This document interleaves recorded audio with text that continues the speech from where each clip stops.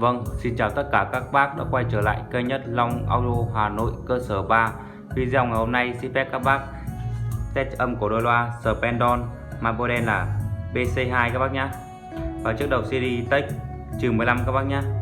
Và trước âm ly Pioneer, mang model là SA 7825 mã. Sau đây xin phép các bác thưởng thức chất âm ạ.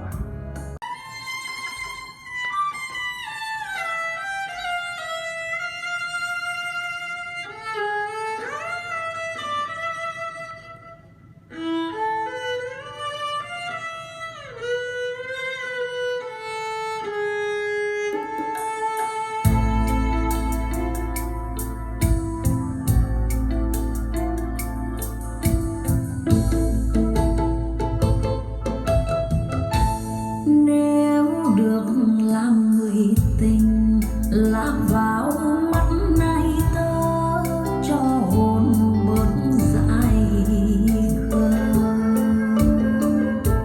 Nếu được làm người tình đùa tóc trong chiều vắng, lan gió thoáng môi hôn. Ngàn vì sao trên trời nhìn người yêu tôi cười thẹn thùng thầm trên môi.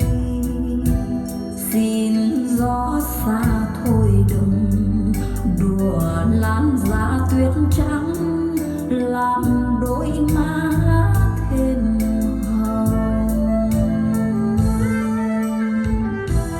Tình yêu như xuân vừa mới bước đi vào đời, một hôm đánh thức hồn thơ, đón chân hồng quen xưa đã từ kiếp nào.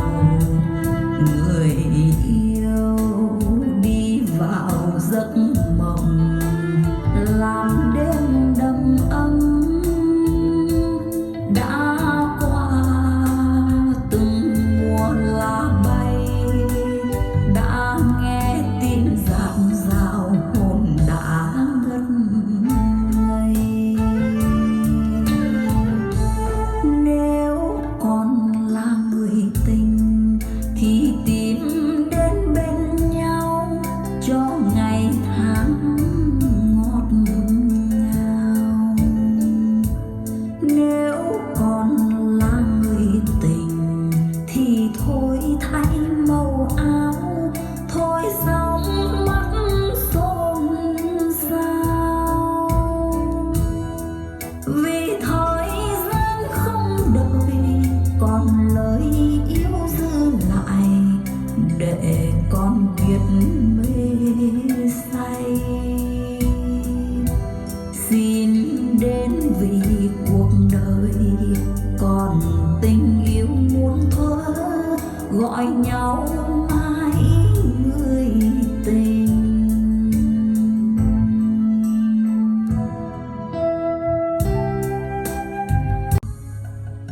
Vâng, các bác vừa được thưởng thức chất âm của đôi loa Spendon BC2, nghe rất hay nha các bác nhé, nghe hay bài đẹp. Và các bác nào quan tâm đến sản phẩm của bên em thì liên hệ qua hotline là 035 44 5 số 8 để bên em có thể hỗ trợ các bác.